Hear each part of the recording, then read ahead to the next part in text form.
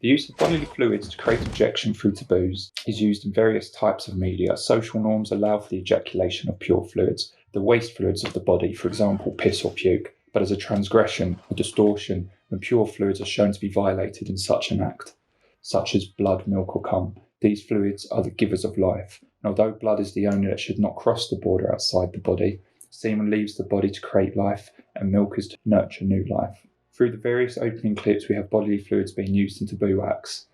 Itchy ejaculates over witnessing a violent rape, and milk lactating from the sexual act in visitor queue. And in Gonzu, an old lady is producing milk opposed to a younger woman that is usually associated with this act. Using the theory of embodied cinema helps to create a physical sensational response from the spectator. This moves the idea of objection beyond being a concept, this transgression of borders and the return of the repressed.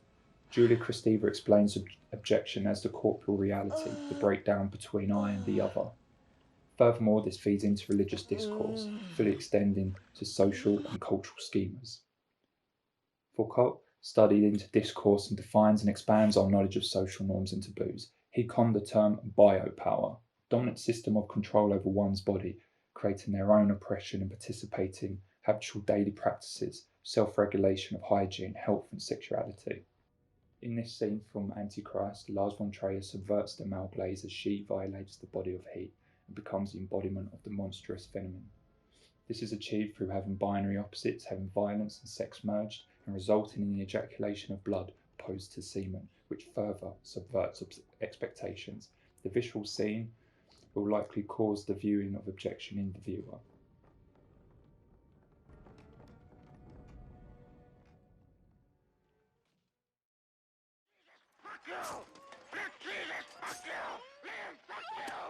In William Frenchman's 1973 classic, pushes the visceral objection to its limits for its day. The possession of an underage girl masturbating with a crucifix, the blood gushing from her crutch, and enforcing her mother into an ancestral act completes this object act.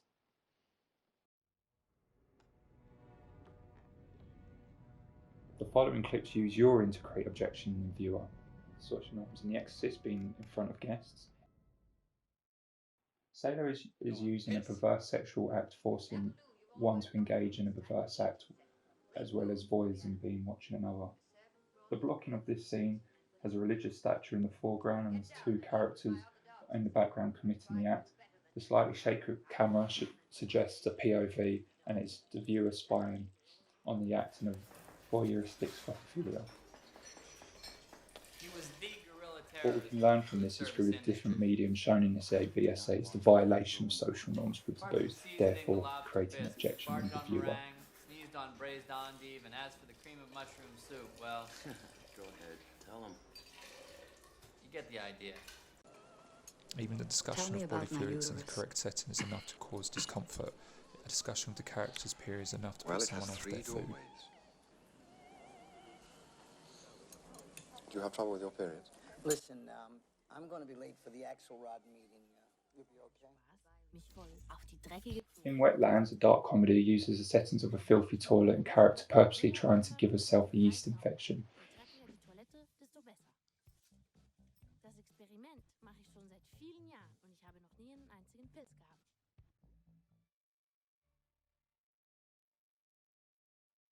The subjects that should not be grouped together cause an objection is continued in the next clip, with the Eminem music video. An unsuspecting, rude, grotesque customer has spit in her food, which she then eats. Minority Report again uses food and continues with an unaware character leaving the audience knowing more and what is about to happen.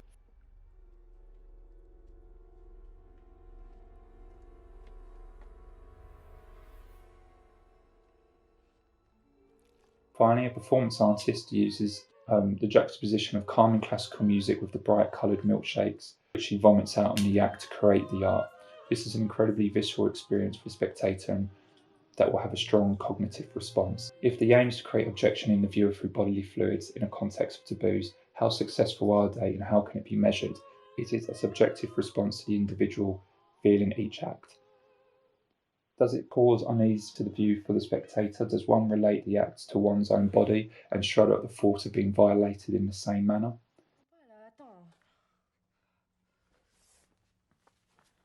and raw, with the scene playing and the protagonist in a sexual position as the dog nearly engages in licking her crotch.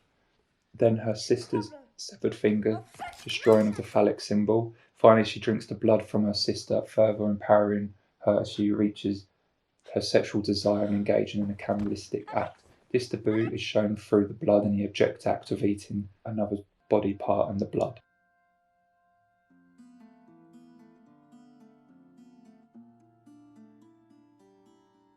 This act is attacking the representation of systems of social schema. Paradigm scenarios no longer make sense. Symbolic boundaries are broken, causing objection.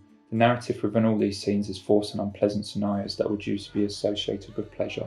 For example, in Hellraiser, we have a passionate sex scene juxtaposed with another character injuring himself, spilling blood, and as the couple climax, the blood is spilled on the floor, bringing a corpse back from the dead, which is the ultimate form of objection. As Julia Christopher states, the corpse is the greatest concentration of objection, the apex.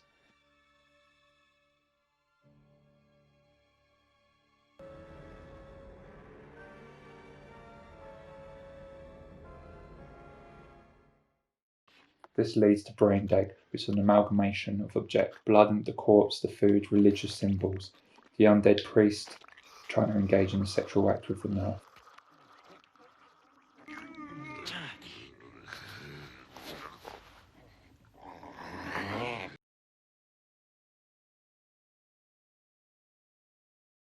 What do you call a girl on her period? Call her next week.